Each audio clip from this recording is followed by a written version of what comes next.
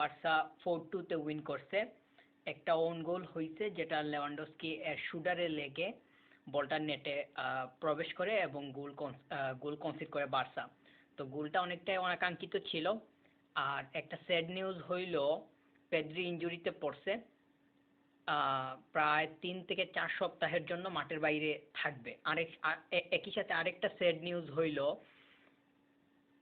Frenkie D young পরের ম্যাচটা খেলতে পারবে না কার্ডজনিত সাসপেনশনের কারণে।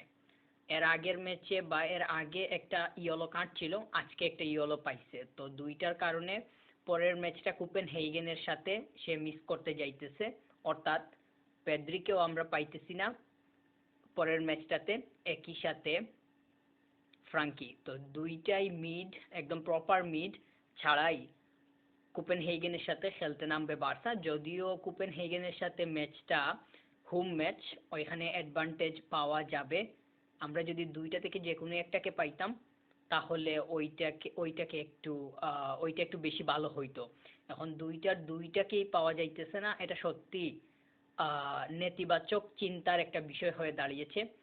আমি জানি না পরের ম্যাচটাতে মিড কিভাবে ওয়ার্কআউট করবে। হয়তো ফেরমিন, অলমো এই দুইটাকেই একসাথে নামানো লাগতে পারে। তবে এখানে হ্যান্সি ফ্লিক কি ভাববে এবং কিভাবে পরিকল্পনা দাঁড় করাবে সেটাই হইতেছে গিয়ে দেখার বিষয়। আর ওই পরিকল্পনাটা কতটুকু সলিড ওয়েতে মাঠের মধ্যে ওয়ার্কআউট করবে বা এক্সিকিউশনের দিকে কিভাবে আগাবে সেটাও আমাদের জন্য দেখার একটা বিষয় হবে। ফেরমিন আজকে অন্যরকম পারফর্ম করছে, শুধু আজকের ম্যাচটা না, সে বর্তমান সময়ে বিস্ট মুডে আছে, সেটা আমরা জানি, সেটা আমরা দেখতেছি। তো ফেরমিনের কাছ থেকে এমন পারফর্ম, এইটা অস্বাভাবিক কোনো কিছু না, বরং এটা প্রত্যাশিতই ছিল খুব ভালোভাবে, এবং সেটাই ঘটছে। লেভানডস্কি স্কোর পাইছে কুন্দেকে নিয়ে যদি বলি, অনেক স্লো। আমি ম্যাচের আগে স্ট্রিমিংয়ে ছিলাম, এই এক্স্যাক্টলি এটা মানে মেনশন করছি। তো তাকে আমরা দেখতেছি যে সে কতটুকু স্লো মুডে আছে বর্তমান সময়ে। গেম প্লেয়িং স্টাইলটা চেঞ্জ করা দরকার, তার স্পিডি অবস্থায় আসা উচিত। সে যথেষ্ট ভালোভাবে সাবলীলভাবে তাল মিলাতে পারতেছে না অন্যদের সাথে। তো তার পজিশন থেকে তো কন্ট্রিবিউশন বের হয়ে আসতেছে না ওইভাবে, যেটা আমরা মানে চাই। তো ডিফেন্স যদি ঠিকমতো কাজ না করে তাহলে তো অর্ধেক সমস্যা ওইখানেই তৈরি হয়ে যায়। যদি বার্সা 3টা 4টা স্কোর করার দিকে আগায় আর যদি 5টা কনসিড করে বসে, তাহলে তো সে স্কোরিংয়ে কোনো মানে নাই। আজকে তো ডিফেন্স কতটুকু নড়বড়ে ছিল এবং এক্স্যাক্টলি ওইখানে কুন্দের ভূমিকা কেমন ছিল সেটা আমরা দেখছি। এরিক গার্সিয়াকে এক প্রকার মানে এরিক গার্সিয়াকে কি বলবো, রোবটের মতো কাজ করতেছে।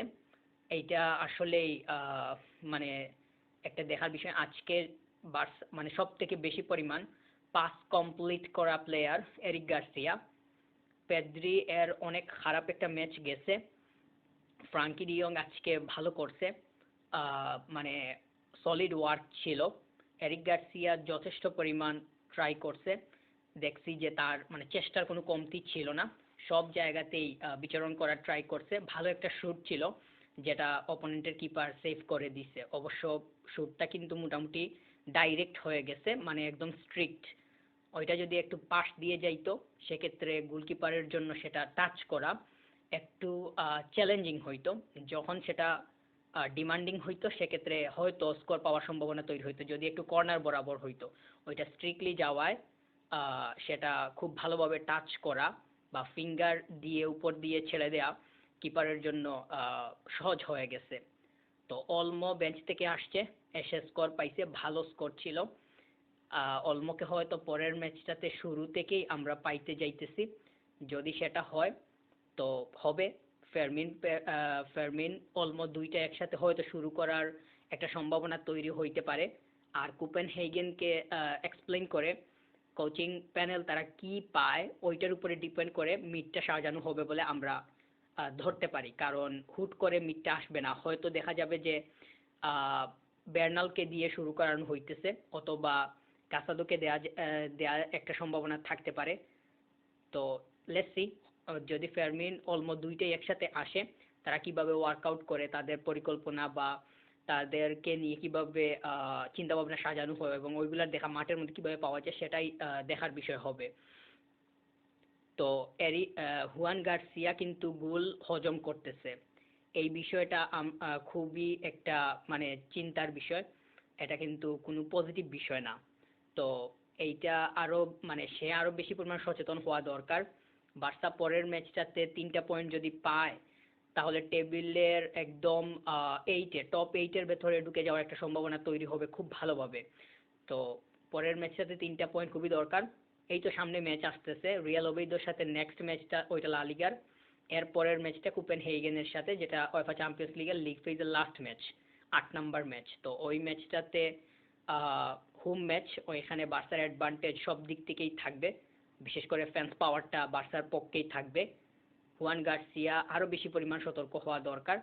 লিগ মানে উয়েফা চ্যাম্পিয়ন্স লিগের টাইটলের কাছে যাইতে হলে সব জায়গা থেকে কন্ট্রিবিউশন দরকার। ব্যাকলাইনে যেমন সলিডিটি দরকার, একই সাথে কনসার্নের বিষয় বা খুবই সচেতন থাকা দরকার গোলকিপারকেও।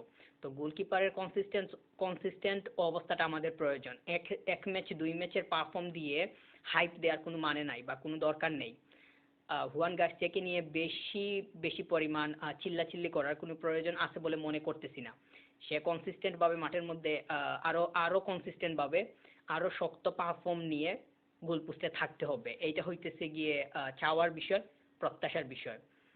আর পেদ্রি এবং ফ্রাঙ্কিকে না পাওয়া পরের ম্যাচটাতে কতটুকু পরিমাণ ডিফিকাল্ট হয়, এইটা আসলে এই মুহূর্তে কিছুটা হলেও অনুভব করা যাইতেছে। এটা একটা চিন্তার বিষয় হয়ে দাঁড়িয়েছে।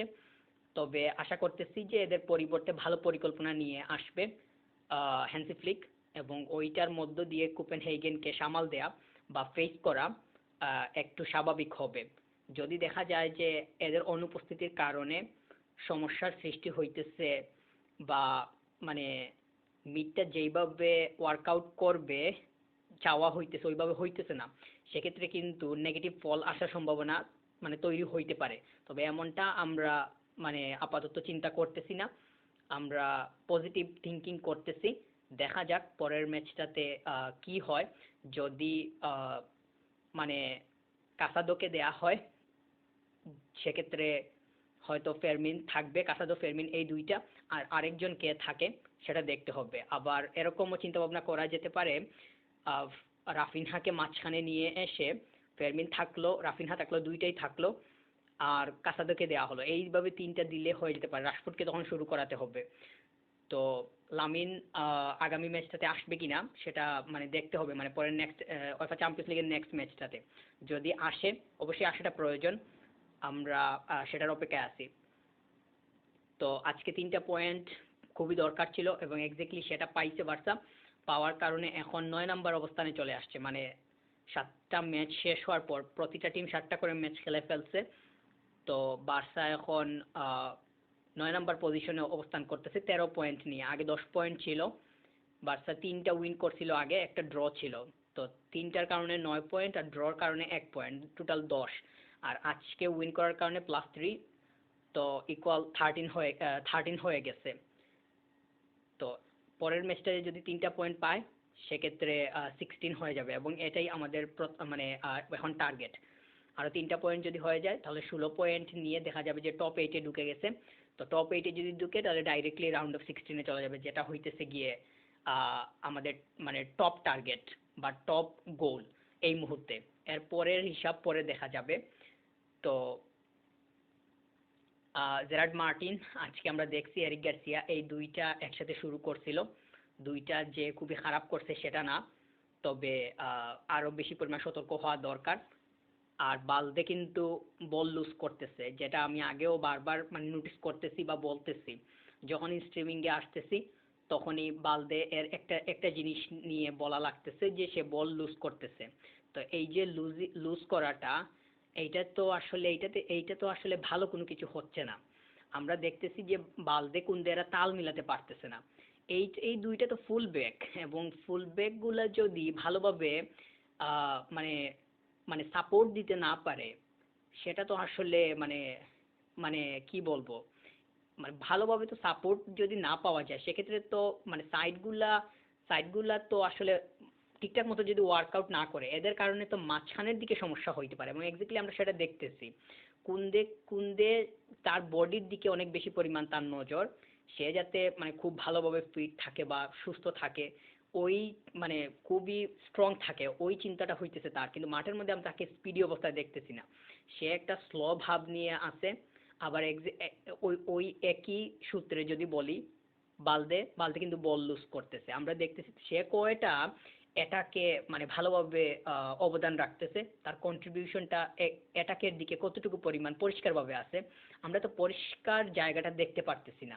তো বালদেকে পরিষ্কার হওয়া দরকার, কুন্দেকে স্পিডি হওয়া দরকার, এই দুইটার উন্নতি একদম অত্যাবশ্যক হয়ে দাঁড়িয়েছে। এদের অবশ্যই উন্নতি দরকার। আর এরিক গার্সিয়া যেভাবে কাজ করতেছে, দ্যাটস আউটস্ট্যান্ডিং, এটা হল্ড করতে হবে। আর হুয়ান গার্সিয়ার সতর্ক থাকা দরকার, কনসিস্টেন্ট পারফর্মটা প্রয়োজন। নেক্সট ম্যাচটাতে ফেরান তুরেসকেও আমরা পাবো না।